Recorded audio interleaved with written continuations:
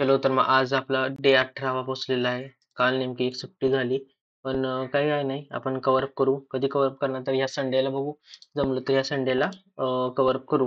कारण कसं आहे आपलं हे 75 हार्ड उगाचच मागं नाही पडलं पाहिजे. असं नाही झालं पाहिजे की 75 डेज म्हणत म्हणून 100 दिवस गेले. हम्म? चलो चलो भेटलं.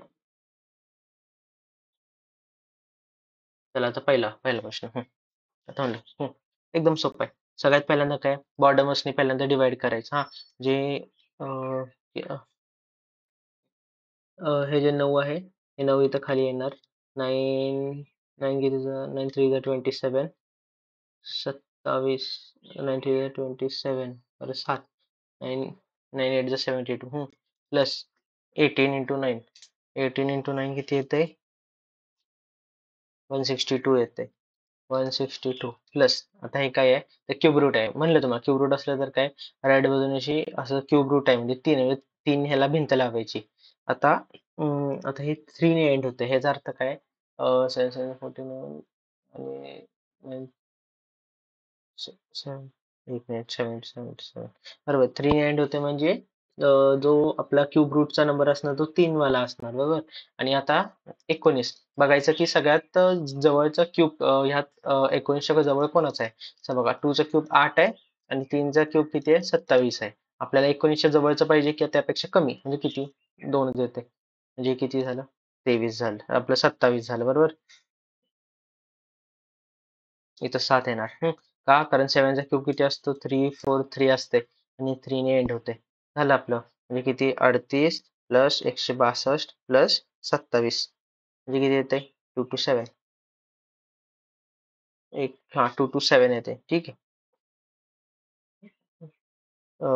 एक मिनिट 342 डिवायडेड बाय 9 18 इंटू 9 162 बरोबर आहे 162 प्लस 38 प्लस 27 इथं बघू इथं एडिट करतो इथं 2 to 7 येईल तसं काही टेन्शन नाही ठीक आहे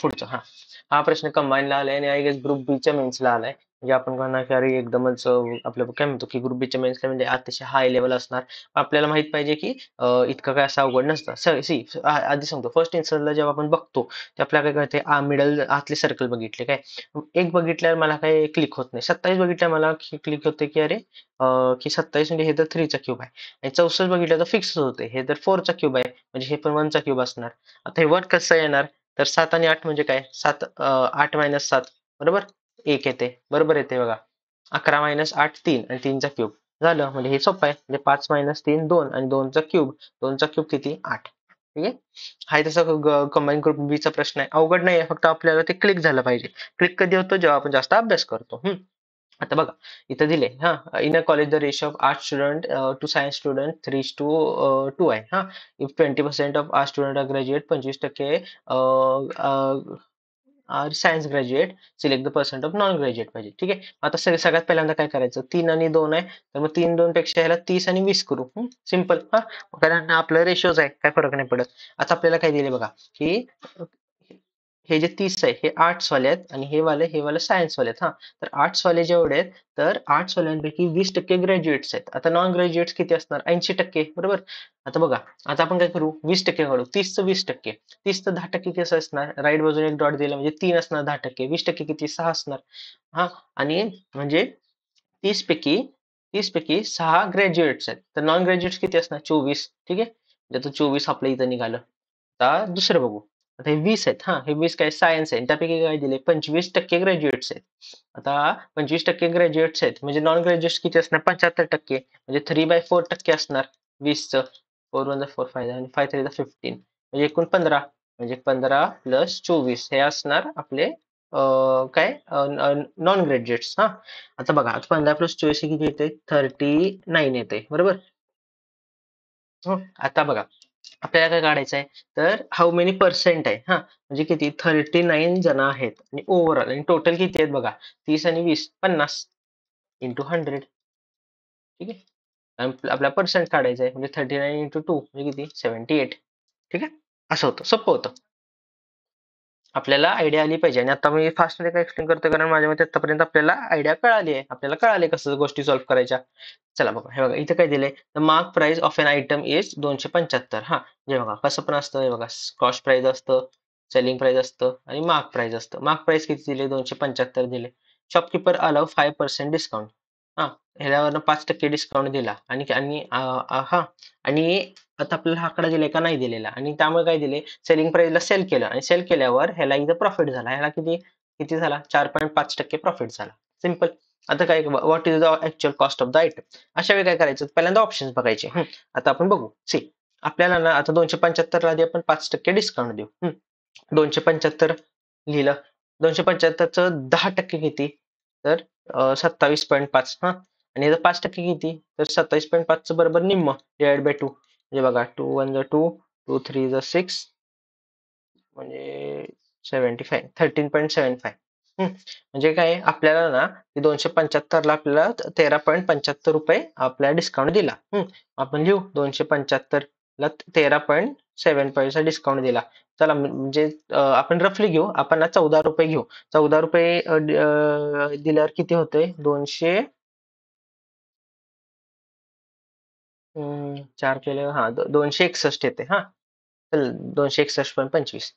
आता तुम्हाला सांगतो, आता जे आपलं कॉस्ट प्राइस आहे ना, तर एक मिनिट, होते का रेकॉर्डिंग.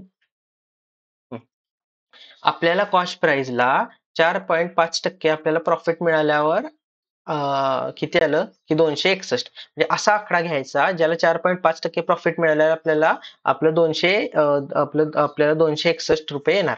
सी, जर आपण घेतलं कॉस्ट प्राइस, आपण 270 घेतलं, 270ला जर आपण 4.5% वाढवलं, तर हे 261 येणार का, येणार नाही का, कारण हा आकडा मोठा आहे, त्यामुळे हा गेला. ठीक आहे.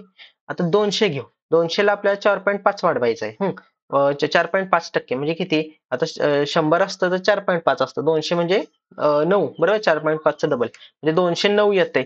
आणि आपल्याला 261 पाहिजे, म्हणजे हे पण गेलं. आणि बघा, आता 250 राहू दे, आता 300 घेऊ. आता 300 घेतलं आणि 300ला आपण 4.5 वाढवलं, तर येतं का, येतं. म्हणजे काय म्हणतो, आकडा तर खूप वरती जाणार, आपल्याला 261 आलं पाहिजे. आणि त्यामुळे उत्तर आहे आपलं 250. ठीक आहे. असे ज्याचे ह्या टाईपचे प्रॉब्लेम असतात, हे ऑप्शन थ्रू जायचे असतात. आणि ऑप्शन, आणि कुठल्या तर एक्झामचा असा प्रश्न आहे, ऑप्शन मुद्दामून असे लांब लांब देतात, की ज्याने आपल्याला अर्धा अर्धा आपण क्वेश्चन थ्रू करायचा, अर्धा ऑप्शन थ्रू. ठीक आहे, असं आहे. पुढचं म्हणलं, तुम्हाला डिफरंट डबल डिफरन्स काढायचा आहे का, इथं 3, 6, 12, 24 काय दिसते आता, डबल डबल डबल. आता 3च डबल झालं 6, 6च डबल 12, 12च डबल 24. आता इथं किती असणार, 48 असणार. आणि कशात ऍड करायचं आपण, 96 मध्ये ऍड करायचं, म्हणजे किती झालं, 144. आता बघा, हा पण ग्रुप बीचा प्रश्न आहे, आणि ह्या प्रश्नाला ना जास्त लॉजिक हे नाही फॉर्म करत बसायचं, नाही का, इक्वेशन ते फॉर्म नाही करायचं, ऑप्शन घ्यायचं आणि करून टाकायचं. आधी आपण वाचू. हे बघा, मेघाने एका स्पर्धा परीक्षेत 100 प्रश्न सोडवले. एकूण प्रश्न किती, 100 सोडवले. ठीक आहे. अजून काय दिले, बरोबर उत्तरासाठी हे 3 गुण मिळणार, बरोबर साठी +3, आणि चुकीच्या उत्तरासाठी 2 गुण मायनस होणार, 2 गुण मायनस होणार. हा, रॉंग साठी. आता काय दिले, की मेघाला एकूण किती गुण मिळाले, 150 मिळाले. हा, तर तिच्या बरोबर उत्तरांची संख्या किती. ठीक आहे, एकूण 150 गुण मिळाले. आता काढू आपण. सी, एकूण प्रश्न 100 आहेत, समजा तिचे 50 प्रश्न बरोबर आले. हा, तर मग तिला गुण किती मिळणार, बघा, 50 बरोबर आले. हा, 50 बरोबर आले म्हणजे बरोबर बरोबर गुणांना किती, 150. म्हणजे तिला पहिल्यांदा तर 50 बरोबर आहे, 150 गुण मिळणार. आणि 50 चुकले. हा, म्हणजे 50 चुकले, चुकल्यावर किती, 2 गुण मायनस, म्हणजे -100. म्हणजे -100 म्हणजे किती आलं, 50 आलं. हा, म्हणजे जर 50 बरोबर आले तर 50 गुण मिळाले असते. गुण किती मिळाले, 150, म्हणून हा ऑप्शन गेला. आता 60 घेऊ. 60 × 3 180, बरोबर. आणि आता राहिले किती, 40 तिचे चुकले, 40 × 2 80, म्हणजे 80. गुण किती आले, 100 मिळाले. म्हणजे होत नाही, म्हणजे म्हणजे हे पण ऑप्शन गेला. आता 70 घेऊ आपण. 70 × 3 किती, 210, 210. आणि 70 एकूण 100 प्रश्न सोडवलेत, म्हणजे 30 राहिले. आणि 30 × -2 म्हणजे किती झालं, -60 झालं. आता बघ येते का, बघा, 210 - 60 येते, 210 - 60 150. म्हणून इक्वेशन बरोबर कम्प्लीट करते, म्हणून 70 आपलं उत्तर आलं. कळलं. असं आहे. या टाईपचे प्रश्न कंपल्सरी आपण ह्या पद्धतीने करायचे. आता आपल्याला हे दिले बघा, मुद्दाहून हे दिले, की हे बघा काय आहे, पेन्सिल, स्टेशनरी आणि जीप. बघा, आता पेन्सिल आहे. एक पेन्सिल घेऊ आपण. आता पेन्सिल कशात येते? तर स्टेशनरी मध्ये येते बरोबर का? स्टेशनरी मोठं स्टेशनरी मध्ये पेन्सिल, खोडरबर, वही, पुस्तक, पेन्सिल सगळे येतात. आणि जीप. आता जीप आणि पेन्सिलचा किंवा स्टेशनरीचा काही संबंध आहे का? काहीच संबंध नाहीये. म्हणजे हे एक लांब असणार. म्हणजे असं म्हणजे काय येणार? ऑप्शन येणार. आता हे खूप मस्त दिले हे मुद्दावून असं घेतलंय का हे असे रिजनिंगचे असे मोठ्याचे मोठे येतात आणि आपल्याला माहित असलं ना की लगेच आपल्याला होऊन जातं बघा आपल्याला काय दिले की आपल्याला हे दिले की कारण आणि परिणाम असं दिले आणि आता आपण वाचू हे बघा गेल्या आठवड्यात पेट्रोल उत्पादनांच्या किमतीत किरकोळ किंमत किरकोळ घसरला ठीक आहे घसरल्यात आता बघू इथं बघा काय दिले राज्य सरकारने गेल्या आठवड्यात पेट्रोलियम पदार्थांवरील कर कमी केला साधी गोष्ट आहे की सगळ्यात पहिल्यांदा कर कमी केलाय ना आणि कर कमी केल्यामुळं गोष्टी घसरल्यात म्हणजे काय दिले आपल्याला की आहे बघा की विधान 2 हे कारण आहे आणि त्याचा परिणाम काय झालाय की पेट्रोल किमतीत हे उत्पादनात किमती किरकोळ घसरल्या ठीक आहे ऑप्शन 2 मध्ये 2 आहे याचं उत्तर हे सिंपल आहे हे म्हणलं हे आपलं तलाठी सरळ शिवायला येतं माहित असलं की लगेच येतं. काय दिले की जर बॅट रॅकेट असेल रॅकेट फुटबॉल असेल फुटबॉल हे असेल सगळ्यात शेवट बघायचं काय दिले बघा तर क्रिकेट कशासह खेळला जातो कशासह खेळला जातो बॅटने खेळला जातो बरोबर पण इथं आता बॅट आल्यावर आपण क्वेश्चन मध्ये बघायचं जर बॅट रॅकेट असेल म्हणजे आजपासून बॅटला आपण रॅकेट म्हणणार मग आपलं उत्तर 4 येणार ठीक आहे असं हम्म. हा पण प्रश्न आहे की कंबाईन ग्रुप बी ला आता तो रिसेंट झाला 23 चा जाईल बघा किती जास्त सोपा आहे फक्त आपल्याला वाचायचं आणि आपल्याला कळायला पाहिजे की लिहिलं काय बघा बघा एका कंपनीचे 2 वर्षांचा खर्च व नफा खालील ह्याच्यात दिलेला आहे हा तर काय दिले 2 वर्षांचा एकूण नफा खर्चाच्या किती टक्के आहे?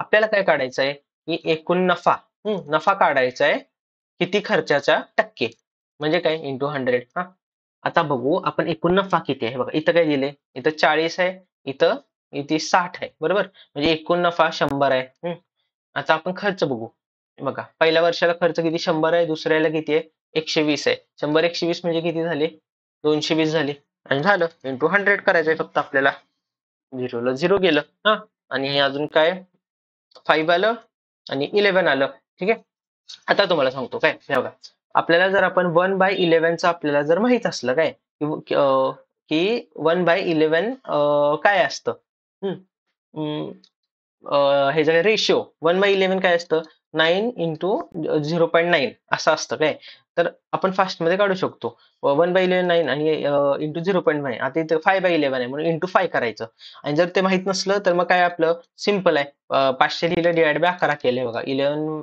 4 जा 44 बरोबर आणि 6 राहिलं 11 5 जा 55 मग 5 राहिलं 0 पॉईंट दिला 50 झालं 11 4 जा 54 11 5 जा 55 त्यामुळे असं 45 उत्तर येते रेशो माहित असलं तर फास्ट मध्ये येते रेशो माहित नसला तर फास्ट मध्ये येणार नाही हा प्रश्न पण त्याचाच आहे आणि हा प्रश्न तर काय म्हणतो सोपा आहे इतकं काय असं अवघड नाहीये फक्त आपल्याला कळायला पाहिजे इथं दिले काय बघा आता आपण वाचू हे बघा नवरा व बायको यांच्या वयाची सरासरी त्यांच्या विवाहाच्या वेळी 25 वर्षे होती विवाहाच्या वेळी त्यांची वयाची सरासरी 25 वर्षे होती म्हणजे विवाहाच्या वेळी त्यांच्या वयाचे बेरीज किती होतं तर 25 × 2 म्हणजे 50 होतं ठीक आहे एवढं कळालं आता समजा असं सांगितलं की त्यांच्या लग्नाला 5 वर्ष झाले म्हणजे काय की नवऱ्याचं पण 5 वर्ष वाढणार बायकोचं पण 5 वर्ष वाढणार म्हणजे एकूण 10 वर्ष वाढणार एवढं कळालं आपल्याला आता काय दिले बघा विवाहानंतर बरोबर 2 वर्षांनी त्यांना मुलगा झाला समजा 2 वर्षांनी मुलगा झाला काय म्हणजे समजा नवरा 30 वयाचा होता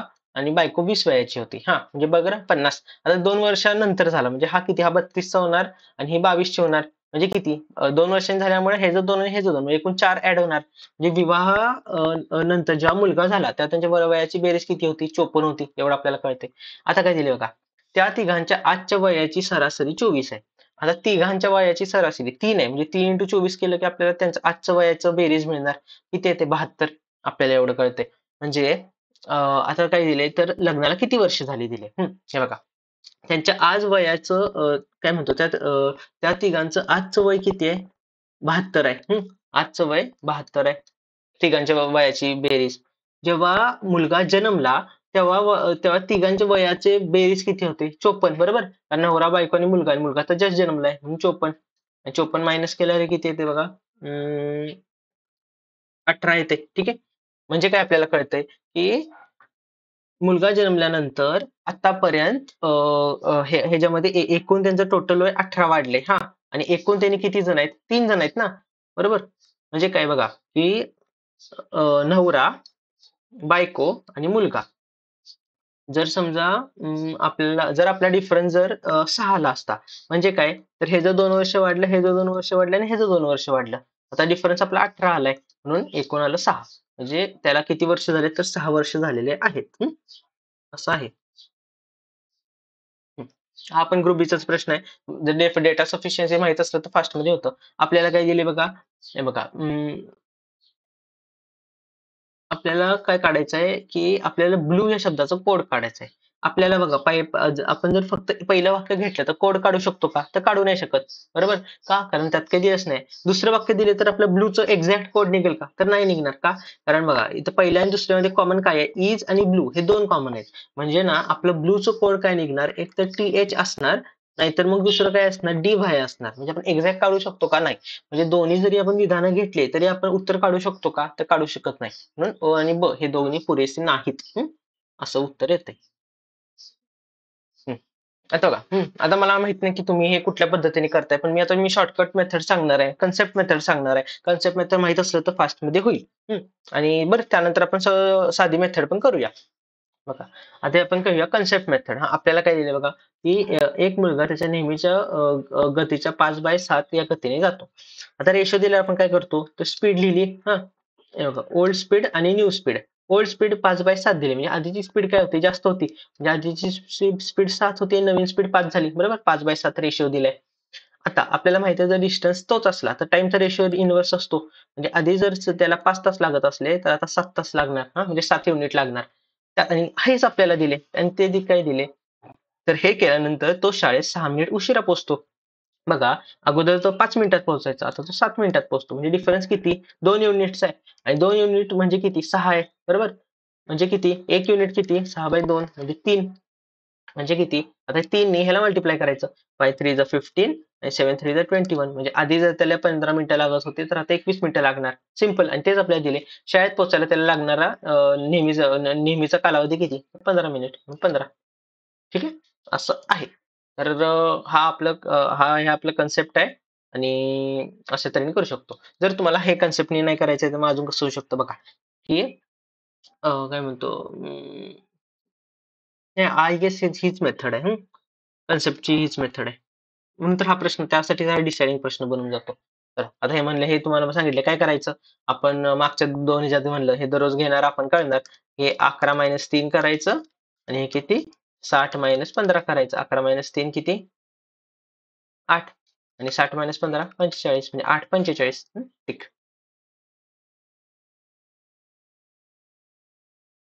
आता बघा, हे बघा, some boys are girls, some girls are horse आणि ऑल हॉर्स आर रेड. आता सम बॉयज आर रेड आहे का? तर कनेक्शनच नाही, म्हणजे पहिलं चुकलं.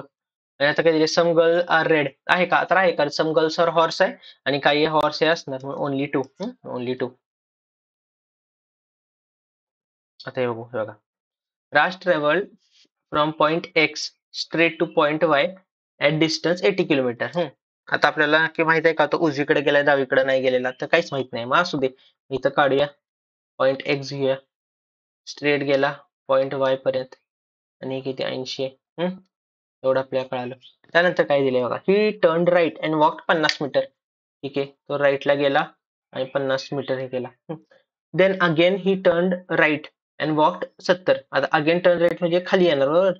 अगेन गेला आणि 70 केलं, म्हणजे इथं. ठीक आहे, म्हणजे इथं एक्स्ट्रा 10 राहते. आणि 80 ला कोणी इथं 70 लिहू, 70 आणि 10 80. आता काय दिले बघा, finally he turn right and walk 50. इथं आल्यानंतर तो परत इथं गेला आणि 50, म्हणजे जिथं स्टार्टला आल्या तिथंच आलाय, बरोबर. हा, आता how far is from starting दिलेलं आहे, 10 दिसते की आपल्याला, बरोबर. उत्तर आहे 10. ठीक आहे, सोपं होतं. हे बघा, हे आपण काढूया.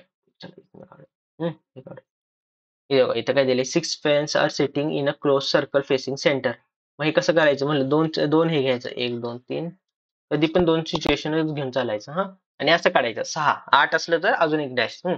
अजून काय दिलं बघा, E is to the left of D. इथं डी काढू, इथं ई केलं. डी काढलं, इथं ई आलं. E is to the left of D. अजून काय दिले बघा. C is between A and B. आपल्याला हे दिसतंय का तर माहित नाहीये, तर मग सोडून देऊ आता. अजून काय दिलं बघा. F is between E and A. आता ई इकडे आहे म्हणजे ए इकडे येणार आणि एफ इकडे येणार. ए इकडे येणार आणि एफ इकडे येणार आणि तेच झालं आपलं. आता C is between A and B, तर मग सी कुठे येणार, इथंच येणार आणि बी इकडे येणार. म्हणजे एकाच डायग्राम मध्ये आपलं सॉल्व्ह झालं. आता आपल्याला काय दिलंय, who is to the right left of B. इथं बी आहे त्याचा लेफ्ट इकडे येणार म्हणून डी. डी हे सोपं होतं. आता बघा हे, यासाठी आपण एबीसीडी लिहिलं पाहिजे. A B C D E F G H I J K L M N O P Q R S T U V W X Y Z. जर आपण हे लिहिलं असलं तर आपल्याला लगेच कळते बघा. जे पी 10 इथं दिसते का, जे इथं आहे, एन पी कुठं आहे, पी इकडे आहे आणि 10 बरं ठीक आहे, नाही आहे माहित नाही. एम एन हे बघा जवळ आहे, सी एक्स हे बघा पुढे माग आहे, आय आर पुढे माग आहे. झालं सिम्पल. म्हणजे उत्तर काय असणार, हे असणार, हे विसंगत आहे. एबीसीडी लिहिलं तर दिसतं, डायरेक्ट कधी दिसत नाही. त्यामुळे लिहायला लागतं एबीसीडी. मिरर इमेज सिम्पल आहे. असं असं असं येणार. Question answer number 3. ठीक आहे. चला आता हा प्रश्न जरासा घेतलाय, जरासा विचार करण्यासारखा आहे बघा. ए बी आणि सी यांनी संयुक्तपणे व्यवसाय उपक्रमात गुंतण्याचा विचार केला. बरं ठीक आहे. अजून काय दिले बघा, की ए 6 महिन्यांसाठी 6,500 रुपये गुंतवतो, बी 5 महिन्यासाठी गुंतवतो आणि सी 3 महिन्यासाठी गुंतवतो. ठीक आहे. अजून काय दिले बघा, ए ला ए हा सदस्य आहे त्यामुळे त्याला 5% नफा मिळण्यात येतो. मग आपल्याला बी चा वाटा द्यायला. आधी आपण रेशो काढू. काय हे बघा, ए किती 6,500 गुंतवतो 6 महिन्यासाठी, बी किती 8,400 गुंतवतो 5 महिन्यासाठी, सी किती 10,000 गुंतवतो 3 महिन्यासाठी. आता रेशो काढू. 0 गेलं, 0 गेलं, 0 गेलं. अजून काय जातंय,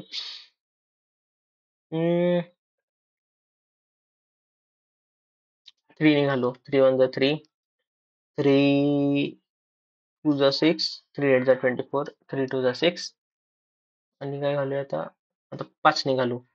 5 1 जा 5, 5 20 जा आणि 13 जा. झाले बघा.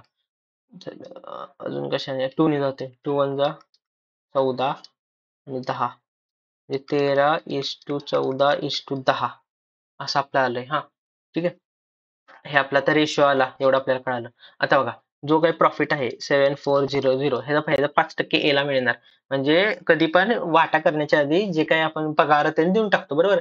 जे आता ह्याचं 5%, आता ह्याचं 10% किती 740 आणि 5% किती 740चं निम्म म्हणजे किती 350 प्लस 20 म्हणजे 370.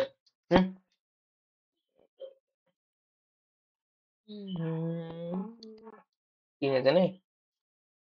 म्हणजे बघा, जो काय आपला आता वाटा होणार तो कशात 7,030 मध्ये वाटा होणार. आता आपल्याला काय काढायचं, बी काढायचंय. हे बघा, बी चा रेशो काय 14 आहे.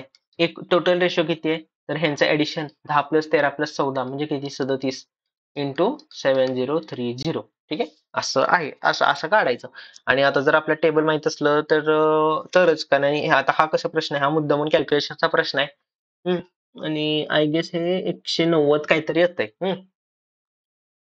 एक मिनिट, आपण कॅल्क्युलेटर्स बघू. 7030 डिवायडेड बाय 37. ठीक आहे बरोबर. हे 190 येते. त्यामुळे 14 इंटू 190. ह्याला काय आपण कॅल्क्युलेटर तुम्ही वापरलं तरी काही हरकत नाहीये. कारण कसं आपण आपलं काही मॅथ्सची एक्झाम नाही त्यामुळे आपले इतके हार्ड कॅल्क्युलेशन्स नसणार. 14 इंटू 190 केल्यावर 2760 येते. मग अशा तऱ्हेने होतं. थोडे थोडे क्वेश्चनची लेवल वाढवले आणि आपले मेन पीवायक्यू जास्त घ्यायला लागलोय. मग कदाचित काय काही पेपर्स मध्ये मॅथ्स जास्त असेल, काय काय मध्ये रिझनिंग जास्त असेल. पण कसं आहे की आपण आयोगाचंच घ्यायला लागलोय म्हणजे आपल्या आयोगाचा पॅटर्न कळायला पाहिजे. ठीक आहे. चलो ऑल द बेस्ट.